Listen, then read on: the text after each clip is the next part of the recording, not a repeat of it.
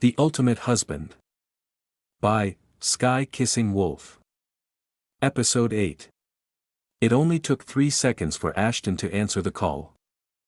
Lily pushed the loudspeaker button. Samantha, who stood beside, started smiling upon seeing Lily's cell phone screen. "My dear daughter, so Ashton was the one that got you the worship of Crystal.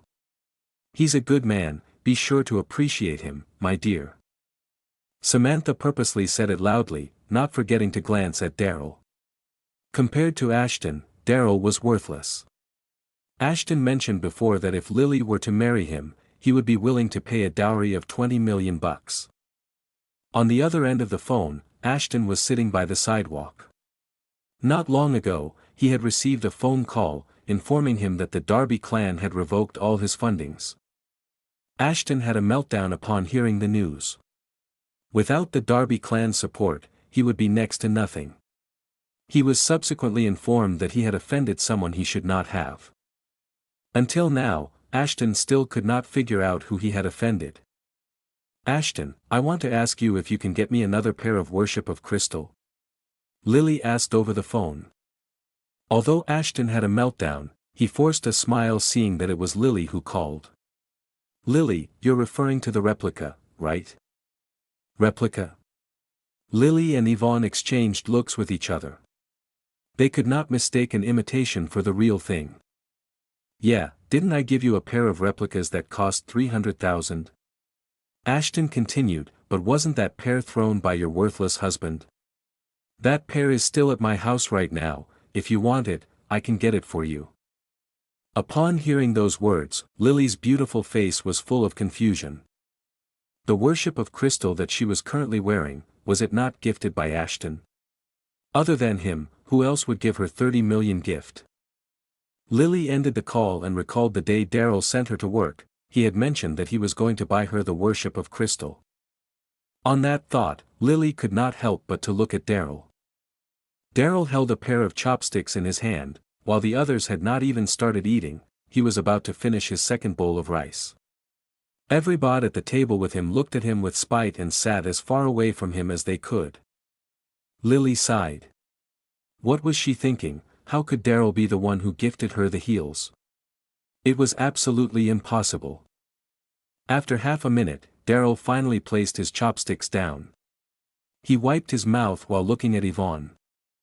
Yvonne was an interesting woman. Daryl finally placed his chopsticks down. He whipped his mouth while looking at Yvonne. Yvonne was an interesting woman. Daryl noticed she wore a white bracelet on her wrist. It was obvious to everyone that this bracelet was not cheap, but how many would know that this bracelet was an antique? The Darby clan had a vast collection of antiques. Daryl was around 6 to 7 years old when he could already differentiate antiques. When the world's #1 appraiser, Master Stellan Smith, visited the clan as a guest, he had even learned how to appraise from him for 2 months. The bracelet that Yvonne had on seemed delicate and exquisite, and should be a Tang Dynasty-era handicraft. It would fetch up to $20 million worth in value in today's market. Everyone quiet down. Quick, Lily Bud, tell us how you negotiated with Platinum Corporation. Grandmother Linden asked impatiently as she sat down. Wow. Lily stood up awkwardly, and after some deep thought finally spoke. When I reached Platinum Corporation, I didn't say a thing, nor did even meet the president, and I was notified that I can sign the contract. Lily's words triggered a furor among the crowd. So Lily didn't even do anything and got the contract? Yeah, and here I thought she would be capable to do so, turns out it was just good luck. Hearing those discussions, William stood up and stepped forward. Granny, I got escorted out of Platinum Corporation, but today Lily got in. They must have felt that we are sincere, thus deciding to partner with us. Even if it wasn't Lily who went there today, anyone else would have been successful too. It was obvious that William wanted a part of the credit. Grandmother Linden had always favored William, so it was no surprise when she nodded and agreed. Lily Bud, the credit for this assignment isn't yours alone, William played a part in this as well.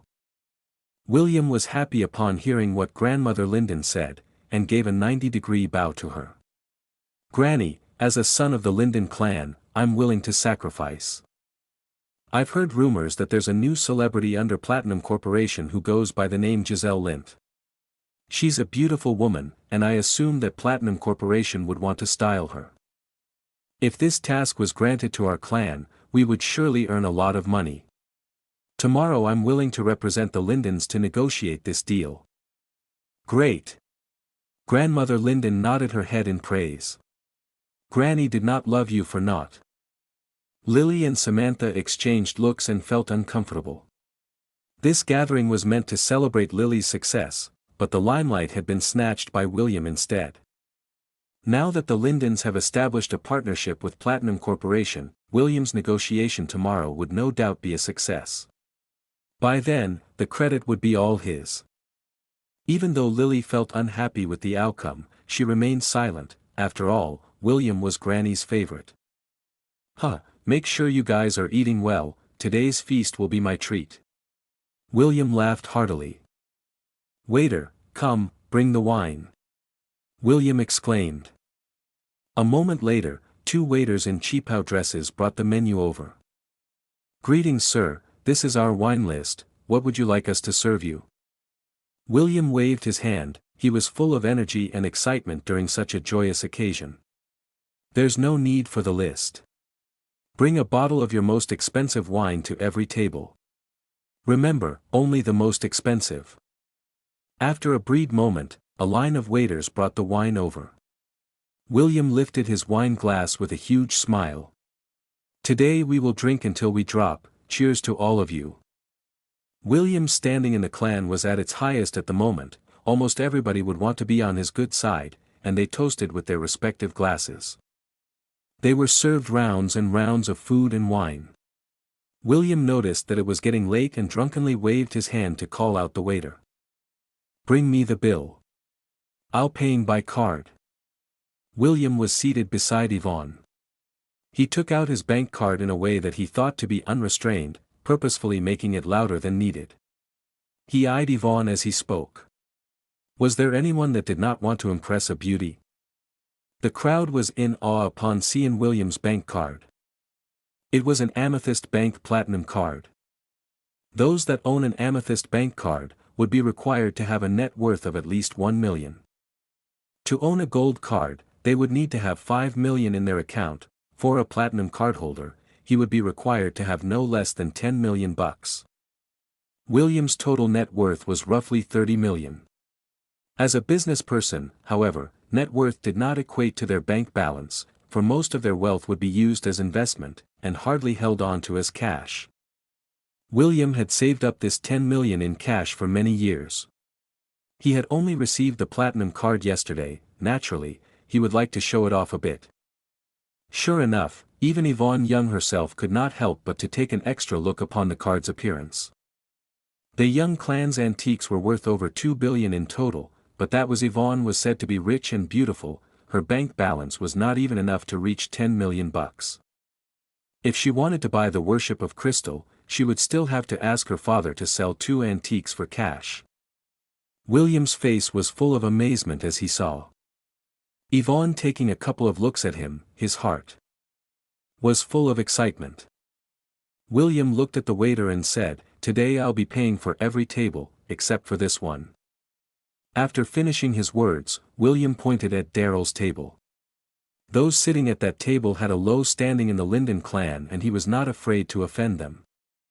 "Daryl, do you know why I'm not footing the bill for you?" William said as he stood up and looked at Daryl. "It's because you didn't offer Miss Yvonne your seat. You're too accustomed to your Bullsh * tea. How dare you sit at the front looking so worthless? You made Miss Yon unhappy, and I have to punish you on her behalf." Finishing his words, he looked back at Yvonne. "Miss Yvonne, don't you worry, I'll teach him a lesson. 10,000 bucks, Daryl would surely not be able to afford it." Yvonne did not say a word and merely smiled lightly. The waiter took William's card away, and William continued speaking to Yvonne. "Miss Yvonne, don't worry, you like the worship of Crystal, right? I have lots of friends, I'll have them make inquiries and purchase the heels for you. Indeed, William has many friends, but they were all a pack of rouges. The thought of them being able to get their hands on a pair of the worship of crystal was a foolish dream. "Thank you," said Yvonne as she gave a polite smile and gently nodded her head. At that moment, two waiters hastily walked up to William and bowed. "We're sorry, sir, it would seem that your card has insufficient funds." William flew into a rage. "You've gotta be King kidding me. I have 11 million in my card and you're telling me that I have insufficient funds?" "We're sorry, sir, the total bill is 38.26 million. Episode 9. Ha! Daryl nearly laughed out loud upon hearing the price of the bill. This William was a real fool. None of them knew anything about the wine that was ordered, except for Daryl. It was a Romanée-Conti, which retail price was set at over $1 million, and more than 30 bottles were distributed around the dining hall. "Are you King kidding me?" William panicked. He stood up and said to the waiter, "Over 300 of us Lindens ate an amount of over $30 million. The average cost per person is $100,000 then. Alright, get your manager to see me." The two waiters looked at each other helplessly. They had no choice but to call their manager over. The manager was a 30-year-old young man, who wore a neat suit. "Do you intend to continue operating your hotel?" William stepped forward and shouted at the manager while pointing at him. "An average cost of $100,000 per person. Believe it or not, I'm going to report you to the Consumers Association." The manager was not the slightest bit worried and merely stood there. "Excuse me, sir. The wine you ordered was a limited edition Romanée-Conti. Only 800 bottles are manufactured per year internationally and its market price is $1.63 million per bottle. Sir, we even gave you a discount for ordering over 30 bottles." William immediately flew into a rage and grabbed onto the manager's collar. "It's a limited edition wine and you guys have 30 bottles here. Who the CK wants to order this bottle of wine anyway?" The manager put on a fake smile. Being a manager for about 5 to 6 years, he has seen many famous and important people around Donghai City. However, it was his first time seeing an incapable person acting like he was rich. The manager steadied his emotions. "Kindly sir, let me be clear about 3 things. Firstly, you said that you wanted the best wine, and we have the security camera footage as proof. Secondly, the wine we provide is certified authentic. I'm not sure why my boss has so many bottles of limited edition wines either. Lastly, please be respectful." Thud. At the end of his sentence, 10 or so burly men barged in from the door. They wore black short-sleeved shirts, showing off their huge tattoos. They were the Oriental Pearl Hotel's security guards. As Donghai City's most luxurious hotel, no one dared to cause trouble on the premises. Everyone knew that the Oriental Pearl's boss came from a rough background. Nobody would dare to be ignorant and cause trouble here. Leading them was a man wearing a Chinese tunic suit, holding a cane in his hand. This man was none other than the boss of Oriental Pearl, Wayne Woodall. Wayne was dressed in an old-fashioned manner, some might even mistake him for a 70-year-old man. In truth, he was just 30 years old. Naturally, when Wayne brought in these burly men, the Lindens panicked and went up to apologize. William's face sweated bullets. That was Wayne Woodall, the boss of Oriental Pearl Hotel, one of the earliest to dabble in rough business in Donghai City. Upon seeing his boss, the manager spoke again with confidence. "You Lindens are truly a second-class clan. You said it yourself that you wanted the best wine, and now you're refusing to pay." "No, no!" exclaimed William as he was taken aback. We'll pay." He looked at Grandmother Linden as he said that. Where could he find over $30 million? If the bill was not paid, William would probably be leaving the place on a stretcher. "Mr. Woodall." Grandmother Linden could not sit still any longer, and under some people's assistance, went up to Wayne and bowed. Age-wise, Grandmother Linden was way older than Wayne, but in terms of status, she could not afford to offend a man like him. The Linden clan made a mistake. Grandmother Linden apologized with a bow. My grandson is young and reckless, and I apologize on his behalf. We will pay the bill immediately. Upon seeing Granny bowing, the children of the Linden clan felt a sense of unease. What could they have done? No one asked William to do what he did, wanting to drink the most expensive wine. Some of the younger members of the Linden clan looked up that bottle of wine online, and indeed it was over $1 million a bottle. William apologized profusely as well after seeing his and Granny doing so. The entire Linden clan hurriedly tried to put in some good words. Only Darryl stood up to walk out, not because of the situation, but rather he was old friends with Wayne. When Wayne was just starting his business, he had visited the Darby clan to negotiate a deal. During that time, he had no money nor power, and none of the Darbys wanted to receive him. At that time, Darryl was merely 14 years old, but he felt that Wayne carried himself extraordinarily well. He decided to invest $300,000 in him, which made Wayne teared up in gratitude. In truth, it was more of a sponsor rather than an investment, for Darryl did not ask for any shares. This happened so many years ago that he had almost forgotten about it. He could not believe that he would meet Wayne again on this very day, having started a successful business and becoming the boss of Oriental Pearl Hotel. He definitely did not make a mistake by investing in him at that time. Darryl hunched forward and tried to sneak out of the place, not wanting to be recognized by him. "Hey there friend, hang on," exclaimed Wayne as he walked toward Darryl. The Lindens were full of rage. Was Darryl mad? And simple apology and payment were all that was needed to settle this matter, but he decided to escape instead. "Lily, what's going on in your husband's mind?" "Escaping," a few ladies of the Linden clan said. "Yeah, everyone advised you to divorce him quickly, and yet you didn't listen. Now he's trying to escape, Mr. Wayne would surely be mad, and us Lindens would have to suffer the consequences." The ladies shouted while pointing at Lily. Meanwhile, Lily could only bite her lip. Any sense of pride left in her was lost upon Darryl's attempt at escaping. She would rather stick her head into a hole on the ground at that point. "Mr. Wayne." William called out and quickly walked toward him, pointing at Darryl. "Mr. Wayne, please don't be mad, this guy is out clan's live-in son-in-law, he's always been a useless piece of trash. Him wanting to escape is none of our clan's business. We'll pay the bill right now. F***ck off." Wayne roared as he pointed at William. Wayne's booming voice frightened William and sent shivers down his spine. He dared not utter a sound and stood there in a daze. Wayne was in disbelief. He could not believe that in his lifetime would he meet this young man again. 7 years ago, he lacked the funds to start his business.